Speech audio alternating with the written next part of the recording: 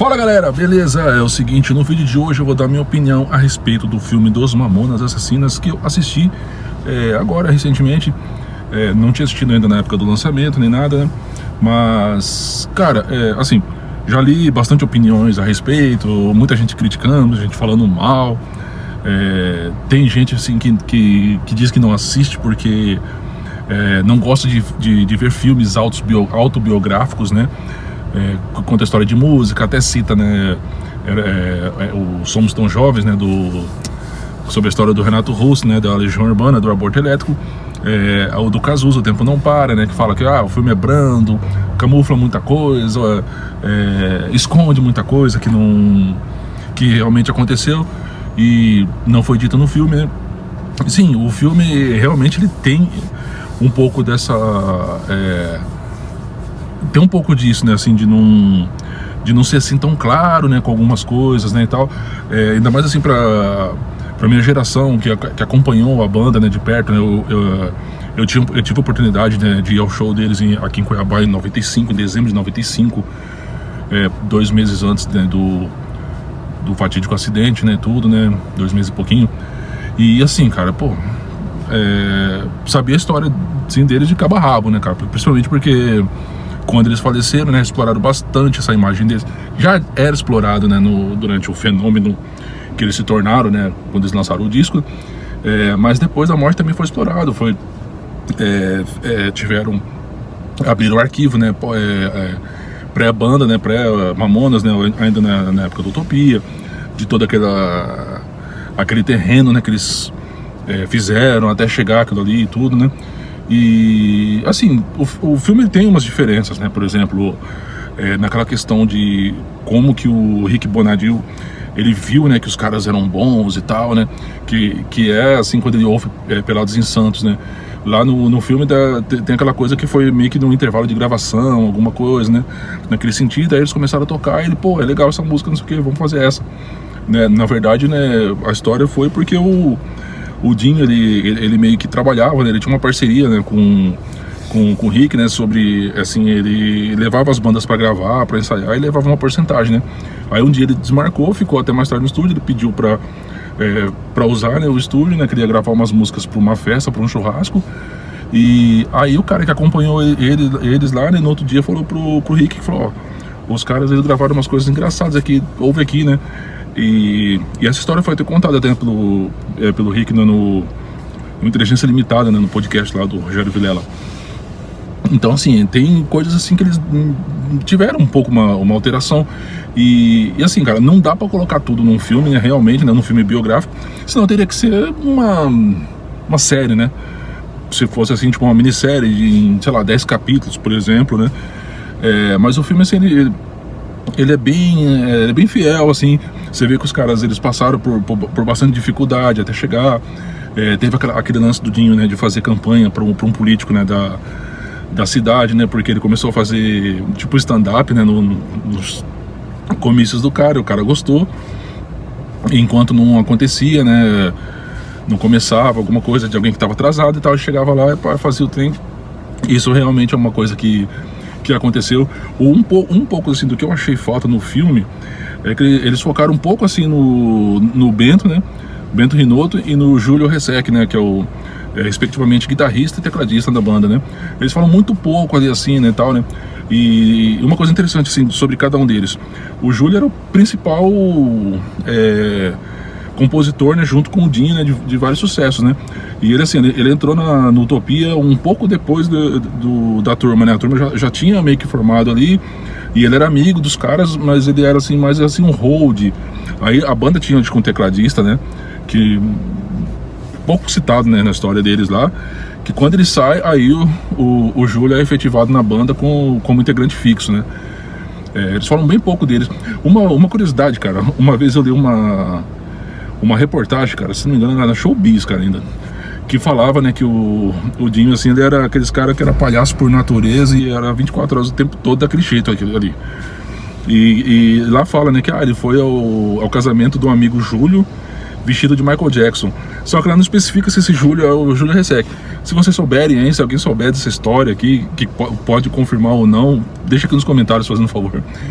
E outra coisa assim sobre o Bento, cara, é que o Bento foi o cara que formou a banda junto com o Sérgio. O que fala? Qual que é a relação lá? Como que eles se conheceram? O irmão do Bento, né, o Maurício, né, o irmão mais velho dele, trabalhava junto com o Sérgio numa empresa. E aí ele soube, né, que o Sérgio tocava bateria e tal, né? Ele falou, meu irmão toca guitarra e tal, né? Se você tiver a fim de fazer um som com ele aqui, eu levo ele no final de semana na sua casa e tal, né? Eu falei, não, beleza, vamos fazer e tal. E esse foi um embrião do que se tornou a banda depois. E nessa época o Samuel, que era ainda molecão lá, ele ainda assim, tipo, se interessava tanto por instrumentos, né? Aí tem outras coisas também que falam, né? Sobre os dois, né? Os irmãos, né? Que é o Sérgio e o Samuel. É que lá eles põem o Sérgio como um office boy. E na realidade o office boy era o Samuel. O Sérgio era dono de uma locadora de fitas de videogame.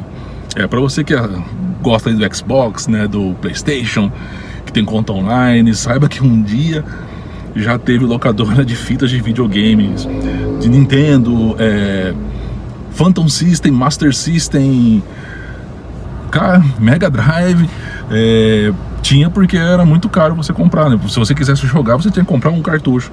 Então aí teve a galera que acompanhou aquela lance das locadoras de vídeo, né?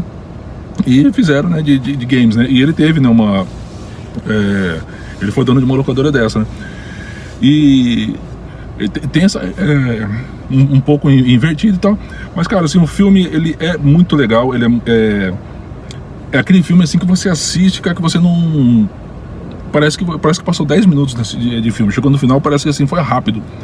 E porque é um filme realmente legal, cara, um filme bacana assim, para você passar o tempo, para você conhecer um pouquinho mais sobre quem foram os Mamonas. Eles focaram bem nessa questão mesmo do Utopia, até eles chegarem ao estrelato, né, de como que eles conseguiram, né, esse acesso ao EMI na época e tudo. E sobre acidente eles não falam assim da morte, né? Eles falam assim, os Mamonas Assassinas se foram no dia 2 de março de 96 e tal. Que o foco mesmo é mostrar aquela parte deles irreverente e tal.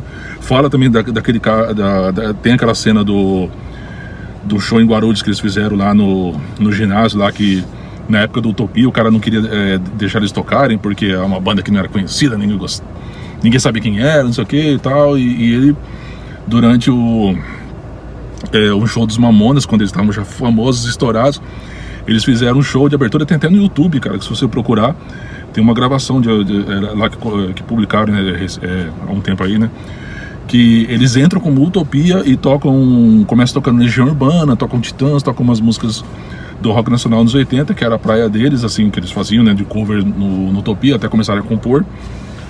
E depois eles entram como Mamonas, cara. No filme tem trechos, né, detalhes, né, disso que aconteceu. E assim, cara, é bacana, cara, ficou, né, esse legado deles, né. É uma banda que surgiu numa época que a música, assim, de uma maneira geral, né, a música no Brasil tava um pouco sem rumo, né. Foi uma época que tinha recém surgido aqueles grupos de pagode, né, cara, lá como Só Pra Contrariar, El Chan, Companhia do Pagode, né, aquele lance todo, o sertanejo estava no auge, estourado e tudo, e ninguém sabia, assim, tipo, as bandas de rock, elas estavam, assim, passando por umas fases meio, tipo, o Dinho Ouro Preto estava fora do capital, o Legião Urbana já estava, assim, já em vias, né, em 95, né, em 96 o Renato Russo faleceu, ele já estava, assim, meio, já sem fazer shows. Engenheiros estava passando por aquela fase meio, se bem que eles lançaram o Simples Coração em 95, mas eles vinham daquele término conturbado, né, da formação GLM. Titãs estava sem Arnaldo Antunes, lançaram um disco bom nesse ano, o Domingo. Então, assim, não tinha muita coisa assim nova surgindo, assim, que pegasse e que fosse, assim, aquela coisa impactante e tal. E os Mamonas, eles surgiram com essa proposta, né, com esse lance da irreverência. Irreverência sempre teve, nos anos 80 tivemos muitas bandas assim que foram que tiveram essa irreverência, como por exemplo Dr. Silvano e Companhia, Inimigos do Rei, já no final da década de 80. Só que eles surgiram com aquele lance assim uma pegada que, poxa, ninguém imagina, sei lá, se fosse falar, vamos fazer isso aqui que vai dar certo, ninguém apostaria que daria certo, né? Os caras pegaram lá, tipo, referências de The Clash, referências de Reginaldo Rossi, de Belchior, de Sepultura, né? Tem uma música chamada Devil Metal. Cara, então se você pegar ali assim, cara, tem uma mistureba assim tão grande, cara. E tudo que é aquilo lá é comédia, você ouve e assim, mas eles não se sustentariam, né? Depois eu falei, cara, ninguém sabe se foram. Infelizmente eles se foram muito cedo, muito precocemente. Mas esse daí, cara, ficou legado. Eu gosto de relembrar bastante. Os caras eram excelentes músicos, cara. Tipo, o guitarrista, né? O Bento Rinotto era um guitarrista estudado e tal. Você vê que o cara tocava muito. E é isso, galera. Eu queria que você deixasse aqui a sua opinião aqui, se você assistiu o filme, se você gostou, se tem algum detalhe que eu não citei, alguma história marcante que você sabe sobre os Mamonas. E é isso aí, galera. Deixa o seu like. Até a próxima. Valeu!